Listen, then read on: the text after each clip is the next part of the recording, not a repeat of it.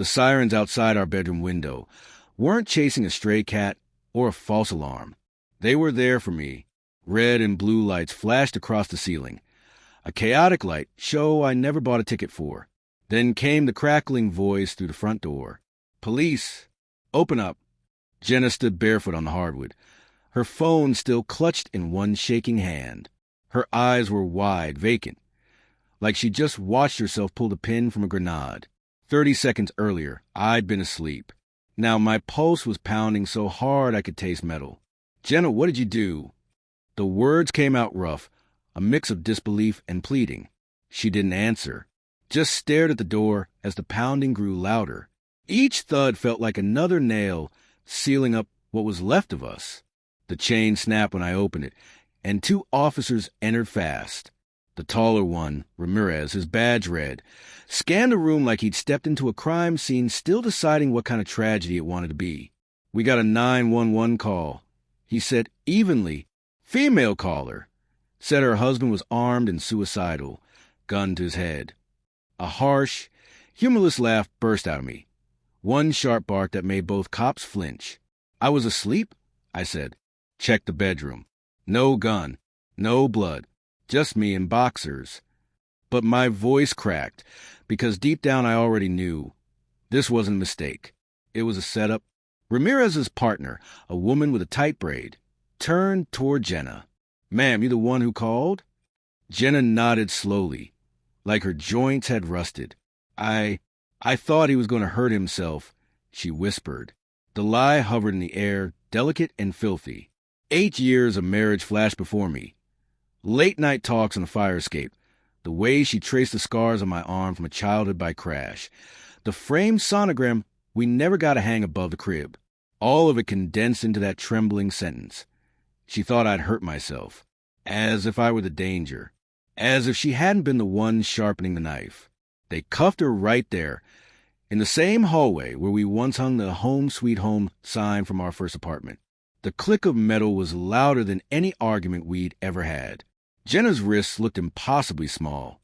"This is a mistake," she said, her voice rising. "He's unstable, Ramirez cut her off with a look cold enough to still boiling water. "Making a false report's a misdemeanor, ma'am. Doing it to manipulate law enforcement? That's felony territory. And recording without consent? That's your 3rd strike, wiretap violation." I stood there, barefoot on cold wood, watching the love of my life turn into a suspect. "Do you want to press charges?" one of them asked. The question hung between us like a blade. Part of me wanted to scream yes. Make her feel the weight of every lie she'd just dropped on us. But another part, the one that still remembered her laugh when our dog stole an entire pizza, whispered no. I asked for a minute. They stepped back, leaving me with the echo of her sobs. And that's when the slow decay of our life together started showing itself. Like mold beneath wallpaper you'd never thought to peel. It began 3 months ago. The first time I saw our bank balance dip. $5,000 gone from savings. "Glitch," Jenna said. Then another $4,000 vanished. "Identity theft," she claimed, changing passwords and kissing my forehead like punctuation at the end of a lie. I wanted to believe her. Belief was cheaper than confrontation. Then came the girls' trip to Savannah. Selfies in front of fountains I later Googled, all 2 states away. I'd lie awake, inhaling the cologne clinging to her coat. Not mine. Something expensive. Something foreign. I told myself marriages had seasons. I told myself a lot of things. The Real break came when I found a burner phone in her gym bag. Screen cracked, prepaid plan, 1 contact. D. I didn't open the texts. I should have. Instead, I slid it back under her clothes and pretended my hands weren't shaking. Cowardice, I learned, is just betrayal in softer clothing. Now, standing under the flickering police lights, every ignored clue lined up like a confession. The money hadn't been stolen. It was spent. Hotels. Flights. A life she'd been rehearsing without me. That 911 call wasn't panic. It was cleanup. If I were labeled suicidal, unstable, dangerous, then the divorce papers hidden in her nightstand would read like compassion, not abandonment. She'd get the house, the dog, the story, I get the psych hold and the stain that never washes off. Ramirez read her rights. Jenna's eyes met mine, desperate. "Baby, please," she begged. "Tell them it's a misunderstanding." The word baby hit like a slap. Behind her tears, I saw a calculation. I remembered how many times those same tears had erased my suspicions. Something inside me turned to stone. "I want her out of my house," I said. My own voice startled me. Flat, final, the sound of the lock sliding into place. Ramirez nodded once, calm and professional. They led her out, past the kitchen island where we used to dance at 2 a.m., past a fridge cluttered with wedding invites and frozen smiles. She didn't fight, just kept whispering my name until the cruiser door shut and swallowed the sound. The silence after was vast, ocean deep. I sank to the floor, back against the couch, and cried.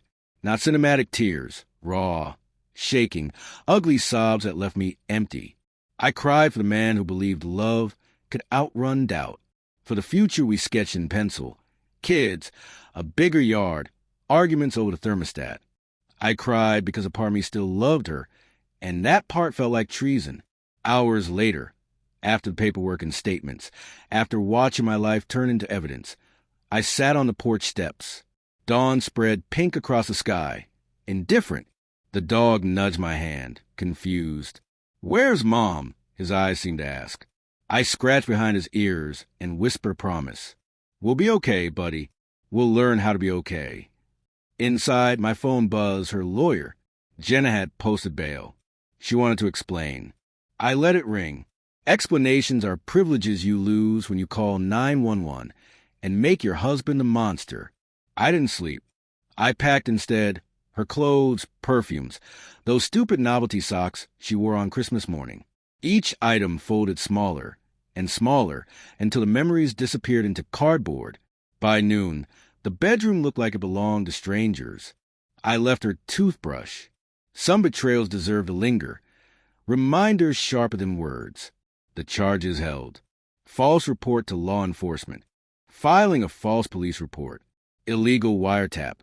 She'd secretly recorded me the night before, coaxing me into saying I sometimes wished I wasn't here, twisting exhaustion into intent. The DA offered her a deal. She took it. Community service, probation, a permanent scar on the record she tried to pin on me. Letters came later, written from her sister's couch. Pages of regret, looping apologies, promises to get help. I read them once, then fed them to the fire pit we bought for romantic evenings that never happened. The smoke smelled like closure. Months later, I saw her again, grocery store aisle, between cantaloupes and regret. She looked thinner, worn out in a way no sleep could fix. "I'm sorry," she said. I nodded, because what else is there? Sorry doesn't erase a 911 call. It doesn't unmake the nights I woke up gasping. Sure, the sirens were back for me.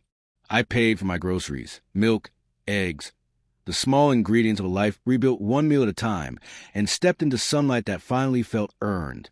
The dog wagged his tail in the car. I rolled the window down and let the wind slap me awake. Behind me, Jenna stood frozen, holding a melon like it was something that could explode. She no longer knew how to throw. I never filed additional charges. Some punishments write themselves. Every job application, every background check, every mirror that reminds her of the cuffs. That's the sentence. And me, I learned trust isn't a vault you protect. It's a muscle you rebuild, one painful rep at a time. Sometimes in the quiet of night, the sirens echo again. But now, I recognize the sound for what it really is.